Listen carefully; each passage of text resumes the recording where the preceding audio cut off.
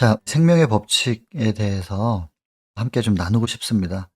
이것이 육의 생명이든 영의 생명이든 전부 다 포괄적으로 근본적인 생명이 뭔지 알아야 되겠다 생각이 들고요. 영혼들의 필요가 보여서 그 필요를 채우려고 나름의 최선으로 나아갈 때 하나님께서 그걸 감당할 수 있는 지혜와 능력을 주신다고 믿고요.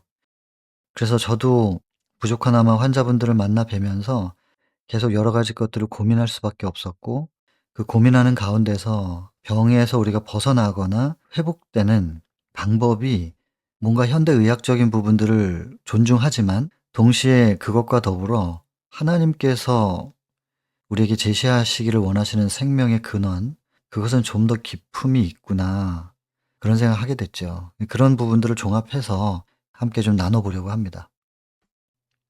이 건강에 관련된 책들이 있죠. 화이트인의 글들을 보면서 치료 봉사라든지 음식물에 관한 권면이라든지 이런 책들 속에서 끊임없이 경계하는 부분이 뭐냐면 극단입니다. 극단. 극단적으로 뭔가를 이행하지 말라는, 하나님께서 그것을 잊어버릴 만하면 한 번씩 계속해서 언급을 하시더라고요. 그래서 현대의학적인 걸 완전히 무시하거나 하나님의 치료법은 현대의학과는 완전히 상반된 것이다, 그런 개념으로 접근하는 것은 좀 위험하다. 그래서 우리가 취할 것은 취해야 된다는 것입니다. 현대의학적인 걸 취하고, 근데 부족한 게 있어요. 인간의 연구를 통해서 만들어진 부분, 상당히 부족한 부분이 있고, 근데 그것이 계속해서 채워져 가면서 하나님의 방법이 더 입증되는 그런 시대를 우리가 지금 살고 있거든요. 사이코소마틱이라고 하는 심신상관성 질병, 이런 부분들도 인간이 당면하는 여러 가지 이제 고통, 그리고 질병의 원인이 정신에 뿌리를 두고 있다라고 하는 생각의 시작점, 이런 것이 불과 몇 년 전만 해도 인정 안 했었던 거거든요. 그런데 성경은 근본적으로 얼마나 오래전부터 이것을 우리에게 제시하고 있는지 몰라요.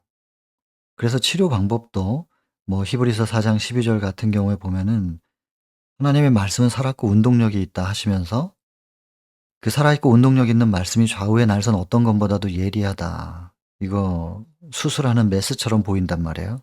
그 예리한 칼로, 말씀의 검으로 이제 수술을 하는데 어디부터 수술을 하느냐? 혼과 영, 마음부터 치료하십니다. 그다음에 밑 관절과 골수, 이렇게 과정이 내면의 심리적인 부분부터 영적인 것과 마음에 대한 부분을 먼저 건드리면서, 그리고 관절과 골수, 몸을 고치는 거거든요. 그렇게 적혀 있죠. 근데 현대의학적인 부분은 뭐 최근 몇 년 전까지만 해도 계속해서 몸으로 먼저 접근을 하죠. 오늘날엔 그래도 인정을 하는 겁니다. 마음으로부터, 모든 스트레스로부터 병이 시작된다라는 걸 인정을 하게 되었으나, 그것을 치료할 수 있는 방법은 뭐 아직은 없죠, 현대의학적으로는. 그래서 혈액 검사라든지 영상 촬영이라든지 뭐 소변, 대변 검사를 통해서 현대의학적인 검사 방법이 있잖아요. 이건 너무나 좋은 것이고, 지금 동양의학이나 대체의학은 이것을 커버할 수가 없습니다. 그래서 지금 일반 의학계에서 하는 이런 검사 과정은 우리가 꼭 활용을 해야 되는 부분인데, 근데 이렇게 검사를 했는데 아무 증세가 없어요. 문제점을 발견하지 못하는 경우들이 있단 말이에요. 근데 환자는 고통스러워하는, 이것이 이제 현대의학이 만나고 있는 하나의 큰 벽이죠. 넘지를 못해요, 이 부분을. 현대의학은 이런 부분에 있어서 문제가 생기면은 검사를 했는데 뭐가 문제 요인을 찾지를 못한다, 그러면 대부분 요즘 어디로 넘기냐면 정신과로 넘깁니다. 그래서 그 부분은 정신적인 문제다, 이렇게 인정을 하는 겁니다, 이제는. 그러나 그것을 치료할 수 있는 방법은 아직 없죠. 뭐 정신적인 문제를 약을 주는데, 뭐 우울하면 뭐 세로토닌부터 시작해 가지고 기분을 좀 좋게 만들어 주는 항우울제 종류의 약들을 쓰게 되고, 또 우울해서 감정 조절이 안 돼 가지고 너무 급 다운되거나 뭐 또 급하게 또 업이 되거나, 이런 경우에는 신경 안정제를 줘서 그냥 안정하게 유지시켜 주고, 그렇게 유지를 합니다. 그러다 보면은 어떻게 또 나아요. 그 이유가 뭐냐면 신경 안정제가 치료한 게 아니고 일단은 좀 눌러 놓고 있는 상태에서 몸이 그 아래서 알아서 치료한 거예요, 스스로가. 잠을 못 자면 그냥 수면제를 준다든지 뭐 이런 건데 그 부작용들을 우리가 다 알고 있죠. 못 고치는 겁니다, 정신적인 부분을. 근데 그런 부분들을 터치하고 있는, 원인이 무엇이고 어떻게 치료가 되는지에 대해서 언급하고 있는 지침서가 성경이라는 것입니다. 그래서 이 성경이라고 하는 것은 처음부터 우리가 영원히 살 수 있었던 그 생명을 잃어버리게 되었을 때 그 생명을 다시 회복시키기 위하여 기록된 책이 성경이기 때문에, 그래서 생명을 얻기를 원한다면 성경으로 가야 된다고 저는 그렇게 믿죠. 많은 분들이 여기 공감은 하실 텐데 '정말로 믿는가? 말씀이 나를 치료할 수 있다.'라는 것을 정말로 믿는다면 말씀을 대하는 우리의 자세가 많이 달라질 겁니다. 그래서 하나님께서 주신 생명의 법칙에 대해서 우리가 이제 뭐 시간이 주어지는 대로 한 7번 정도로 나눠서 공부를 하게 되겠는데, 자, 첫 번째 질문이 있습니다. 인간은 왜 병에 걸리는가? 이거 뭐 현대의학적으로 정리를 해 보면 병에 걸리는 외부적인 요인이 있고 내부적인 요인이 있고, 사실은 뭐 내부적인 요인 가운데 정신적인 요인도 다 포함되는 건데 일단 구분을 한번 해 보겠습니다. 근데 여러분, 질문이 있습니다. 외부적인 요인으로 병에 걸리는 경우의 수가 많을까요? 내부적인 요인으로 병에 걸리는 경우의 수가 많을까요? 내부적인 요인이 훨씬 많습니다. 훨씬. 여러분, 이 외부적인 요인이라면 첫 번째 감염. 세균이나 바이러스나 곰팡이나 기생충 이런 거 감염되면 병 걸려요. 그다음에 환경적인 요인이 있겠죠. 환경. 뭐 오염된 공기나 물이나 식품이나 뭐 기후, 온도, 방사선 뭐 요런 것들. 그다음에 사고가 나면 어쩔 수 없죠. 근데 여러분, 이거 첫 번째 요인 이런 부분도요, 우리에게 면역이 강하면 이거 다 극복할 수 있습니다. 그리고 환경적인 부분도 공기 안 좋은 곳에서 사신다고 해서 전부 다 폐 질환을 갖는 건 아니거든요. 어떤 분들은 또 멀쩡해요. 이유가 무엇이냐? 이 환경 때문에 생기는 유전자의 변이를 다시 회복시킬 수 있는 뭔가 우리 몸의 면역 체계가 강한 사람들이 있단 말이에요. 극복이 가능합니다. 그리고 사고 났다, 이거는 뭐 어쩔 수는 없죠. 이거는 우리가 하나님께 맡겨야 될 부분이지만, 그러나 또 평상시에 운동을 많이 해 오셔서 뼈도 튼튼하고 근육량도 많고 이런 분들은 확실히 회복 속도가 빠릅니다. 자, 그러나 내부적인 요인 같은 경우에 첫 번째가 이제 생활 습관. 담배, 술 이런 거는 '바깥에서 들어오는 거 아니냐.' 이렇게 생각할 수도 있겠어요. 그래서 외부적인 요인이라고 볼 수 있겠지만, 담배 피우기를 누가 선택한 거예요? 내가. 술 먹기로 내가 선택한 거고, 식습관도 마찬가지. 운동 안 하는 건 내가 선택하는 거고, 이거 전부 내 마음의 문제이기 때문에 이 내부적인 요인으로 봐야 된다고 저는 생각합니다. 그다음에 영양도, 결핍. 그렇죠. 이건 뭐 지금 전쟁 지역에서 구호 물품 잘 전달이 안 돼서 먹지 못하는 사람들이 있고, 여러 가지 환경적인 요인도 있겠지만 그게 일반적인 경우는 아니잖아요. 본인의 선택에 의한 것이 아닌 결핍을 겪고 계시는 분들을 위해서 정말 많이 기도해야 되겠죠. 우크라이나 러시아 전쟁도 그렇고 중동 지역도 지금 이스라엘을 중심으로 일어난 전쟁도 그렇고, 뭐 아프리카나 열악한 환경에서 농사가 잘 안 되거나 또 그런 환경에 있는 그분들을 위해서는 우리가 끊임없이 영적 부담을 가지고 기도해야 될 부분일 것입니다. 다만 그것이 이제 일반적인 상황은 아니고, 그런 특수한 상황을 제외한다면 대부분은 영양 결핍이라기보다는 오늘날은 과잉입니다. 이게 너무 많이 먹어서 병에 걸리는 경우들, 이거 전부 다 내가 만든 병이거든요. 그다음에 대사 문제도 마찬가지예요. 당뇨, 고지혈증, 비만 이런 것들도 전부 다 스스로가 만든 병이죠. 내부적으로 내 안에서 만들어진 병입니다. 뭐 갑상선 질환 이거는 이제 내분비 계통의 질환인데 이것도 역시 마찬가지입니다.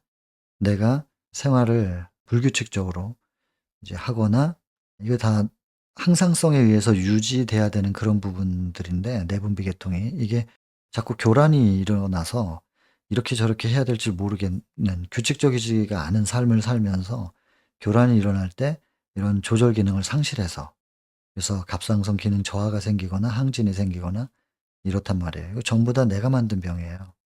퇴행성 요인 이것도 사실 노인성 황방 변성이나 뭐 백내장이나 뭐 관절염 다 퇴행성인데, 물론 시간이 오래 지나가면 대부분 걸리는 게 백내장이긴 합니다. 그러나 이런 부분도 우리가 눈을 어떻게 사용하느냐에 따라서, 사실 제가 몽골에 좀 있어 봤는데 몽골 사람들은 거의 눈에 질환이 없더라고요. 그래서 이런 것도 환경에 상당히 영향을 받는 거죠. 그다음에 인제 퇴행성 관절도 마찬가지입니다. 연세가 지금 70 넘으신 바디빌더들, 숫자가 많지는 않지만 운동하시는 분들이 계시는데 젊은 사람 못지않죠. 이런 분들은 퇴행성 관절이라는 게 없더라고요. 그래서 '몸을 계속해서 그렇게 쓰면 관절에 손상이 생기지 않을까?'라는 생각을 할 수밖에 없는데, 검사를 해 보면 없어요. 왜냐면 체중을 감당하는 게 관절인데 그 옆에 주변의 근육들이 강하기 때문에 체중이 관절의 부하를 최대한 이제 분산시키는 거죠. 그래서 관절에 부담이 적으니까 마찰이 줄어들면서 염증이 덜 생기는 거예요. 그래서 운동을 꾸준히 하신 분들, 특별히 연세가 드실수록 근력 운동이 중요한데, 그 근력 운동을 꾸준히 해 오신 분들은 퇴행성 관절염 없더라고요. 이것도 우리가 충분히 운동과 생활 습관을 통해서 방지할 수 있는 부분이더란 말이에요. 파킨슨이나 치매 이런 거는요, 전형적으로 우리가 만든 병이라고 좀 봐야 될 거예요. 누구나 다 치매 걸리는 거 아니고 누구나 파킨슨 병에 걸리는 거 아니거든요. 그래서 이것도 전부 다 뇌에 공급돼야 될 것들이 원활하게 공급되고 순환하면 안 걸리는 병들인데, 뭔가 순환에 문제가 있는 거거든요, 이거. 그다음에 종양인데, 양성 종양은 그래도 좀 괜찮지만 악성 종양은 이제 암이잖아요. 근데 양성 종양을 생명에 직접적인 관련은 없다 할지라도 이런 종양이 왜 생기겠어요? 이게 흘러가야 될 때 흘러가지 않고 뭔가 적체가 되기 때문에 자꾸 쌓이는 거거든요. 이것도 우리가 만든 겁니다. 잘 흘러가고 순환하지 못하도록 우리가 생활한, 뭔가 잘못된 생활 때문에 생긴 거거든요. 정신적인 부분도 마찬가지예요. 이게 잘 흘러가면 되는데 이게 욕심을 내고 자꾸 손에 붙잡고 있으니까 여기서 정체되고 적체되고, 적체가 되면 거기 항상 썩죠. 거기서 사망적인 요소가 올라오는 것이고. 그래서 이건 죄의 문제입니다, 이건. 죄된 본성. 근데 죄된 본성은 모든 사람이 다 똑같아요. 이것을 어떻게 예수님께 얼만큼 맡겨 드리느냐에 따라서 달라지는 부분인데, 손에 쥐고 있는 것을 이게 놓지 못하는 경우 전부 정신적으로 문제가 생기죠.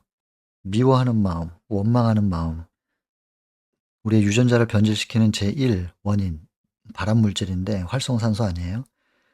그래서 나에게서 이제 감정적인 요소 중에서 활성산소를 가장 많이 분비시키는 그 원인이 되는 게 미움과 원망입니다.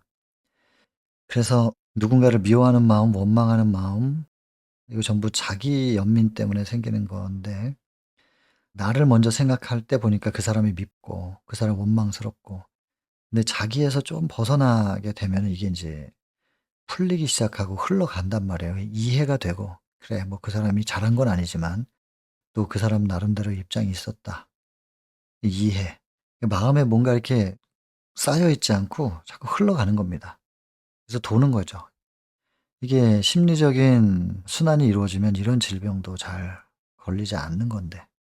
면역은 아까 말씀드렸던 내부적인 요인들, 그런 것들이 잘 순환이 안 돼 가지고 쌓이잖아요. 그러면은 면역이 떨어져요. 스트레스만 받아도 면역이 얼마나 떨어지는데요. 그래서 면역학적 요인들 뭐 있죠. 자가 면역 질환들. 갑상선이 처음부터 자가 면역 질환은 아니에요. 그런데 갑상선의 항진이나 저하를 그냥 두면 자가 면역 질환으로 바뀌기도 하고, 물론 뭐 처음부터 자가 면역 질환으로 갑상선에 이상이 생기는 것이 있기도 하죠. 하시모토라든지 그레이브스병, 그거는 이제 갑상선 저하나 항진 차원을 넘어선 부분이죠. 이런 거는 인제 혈액 검사에서 자가 면역 수치 검사를 해 보면 딱 답이 나옵니다.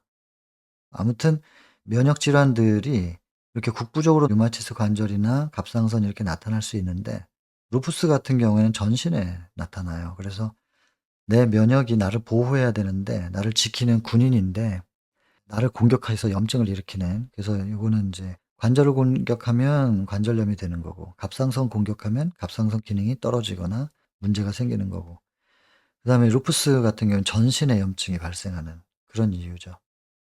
나를 보호해야 될 군인들이 왜 나를 공격해요? 이게 지금 유전자에 문제가 생긴 거죠. 뭐 쉽게 표현하면 그냥 군인들이 미친 거예요. 그래서 적군을 공격하고 싸워야 되는데 국민들을 공격하는 거죠, 자국민들을. 그다음에 면역이 약해지면 이제 과민 반응이 보이죠. 강아지 키워 보시잖아요. 큰 개들은 뭐 웬만해도 그냥 이렇게 금방 파르르 해 가지고 지저대고 그러지 않는데, 그 치아와 같이 조그만 개들은 얼마나 그 성격이 사납습니까? 그 왜 그러냐면 겁나서 그러는 거거든요. 큰 녀석들은 자신감이 있기 때문에 웬만한 것들이 이렇게 그냥 해도 별로 신경 잘 안 써서 느긋해요. 근데 이제 파르르 하는 거는 인제 약해서 그렇거든요. 면역이 약해 가지고 과민 반응을 보이면 자꾸 알러지 반응이 일어나는 거예요. 현식도 아토피 뭐 비염 뭐 이런 것들. 그다음 면역 저하 이런 것도 HIV 감염, 이거는 인제 면역을 약하게 만드는, 면역 체계를 이 혼란을 주는 인제 요인인데, HIV에 감염이 돼서 조치를 못하고 지연이 되면은 이게 인제 에이즈 같은 병이 되는 거죠. 후천성 면역 결핍이 되는 겁니다. 그러면 뭐 감기만 걸려도 죽겠죠. 이런 면역에 이상이 나타나는 거, 뭐 항암하고 나면 당연히 또 뭐 정상세포 많이 손실이 되니까 그렇게 면역 질환이 생기고, 장기 이식을 한다든지 면역을 억제시키는, 예를 들어 유방암 환자들은 이제 여성 호르몬 억제시키잖아요. 전립선암 같은 경우에도 남성 호르몬 억제하고, 요런 상태가 되면은 다 면역 체계에 교란이 생기면서 다른 부작용들이 생기는 거죠. 그다음에 유전적인 부분 이런 거는 이제 뭐 타고날 때부터 요거 생명일 수 있고요. 그다음에 선천적 기형일 수도 있고, 염색체 이상 때문에 인제 다운 증후군 같은 경우에는 인제 염색체가 하나 더 많은 거잖아요. 21번 염색체가 이제 보통 이제 2 개씩 짝을 이뤄야 되는데 다운 증후군은 3 개죠. 그래서 이제 생기는 이런 유전적인 요인이 있습니다. 그래서 어쩔 수 없는 부분도 있는데, 사실 이런 유전적인 부분은 '내부에서 내가 만들어낸 병이다.' 이렇게 생각할 수는 없죠. 이거는 선천적인 부분이니까. 그러나 부모가 어떻게 살았느냐에 따라서 그것이 자녀에게 미치는 영향은 있습니다. 그래서 선천적으로 문제를 가지고 태어난 아이들은 당사자의 문제는 아니지만은 유전자가 변질될 수밖에 없는, 이렇게 쌓여진 그 선대에서의 뭔가가 있지요. 우리 자녀들을 생각할 때 부모가 자녀에 대한 사랑을 가지고 살아간다면 이건 굉장히 신경 써야 될 부분이라고 봐야 되겠죠. 그래서 이 모든 것들이, 내부적인 부분들은 뭔가 내가 만든 병이고, 또 충분한 사랑의 뿌리를 두지 않았을 때 이런 요인들이 발생할 수 있는 거라고 봐야 될 겁니다. 이거는 좀 슬픈 얘기지만 인정할 수밖에 없는 것입니다. 그래서 '인간은 왜 병에 걸리는가.' 하는 부분들을 이렇게 좀 살펴봤는데, 이 우리가 이것에 대해서 공부를 좀 해 봐야 되겠다. 그래서 저는 이 공부 얘기를 많이 합니다. 공부. 이 원인들을 명확하게 알아야 치료도 할 거 아니겠어요? 환자들을 만나다 보니까 처음엔 그냥 의학 백과사전 놓고 무조건 외웠어요, 환자분들을 이해하고 싶어서. 근데 쭉 공부를 하다 보니까는 알게 된 게 있는데요. 현대의학적으로 질병의 원인을 명확하게 규명하고 치료법을 제시하는 질병이 생각보다 적습니다. 한 절반쯤밖에 안 되더라고요. 원인을 모른다라는 거. 원인을 모르니까 치료는 못 해요. 완치를 시킬 수 없어서 그냥 증세만 잡아가는 이런 질병이 절반이 사실은 넘어요. 원인을 제대로 파악하지 못하니까 완치가 안 되는 거죠. 딜레마예요. 의사분들도 겪는 딜레마지만 저희 같이 여러 환자들을 만나면서 환자의 고통에 대해서 가슴은 아픈데 어떻게 해줄 수가 없을 때, 또 병원에서 해볼 만한 거 다 해 보고 왔는데 병원에서 안 되니까 오는 거거든요, 저희 같은 시설에. 그러면 그런 분들의 그 고통, 이제 '병원에서도 안 됐는데 이거 뭐 방법이 없나? 인제 이렇게 끝나는 건가?' 이렇게 생각하시는, 육체적 고통과 더불어 마음의 고통까지 가지고 계신 그런 분들을 마주 대하는 저희들의 부담이 있을 수밖에 없잖아요. 하나님께서 그들의 아픔을 덜어 주실 수 있도록 우리가 안내를 하는 그런 입장이다 보니까 이해하고 공감하고 그렇지 못하면은 안내를 잘 못하죠. 그래서 그런 부분 때문에 고민하고, 고민하고 계속 기도하고 하다 보니 이게 인제 공부가 되는 거예요, 공부. 이 이야기를 인제 좀 더 다음 시간에 연결해서 하도록 하겠습니다. 오늘 여기까지만 하고 마치겠습니다.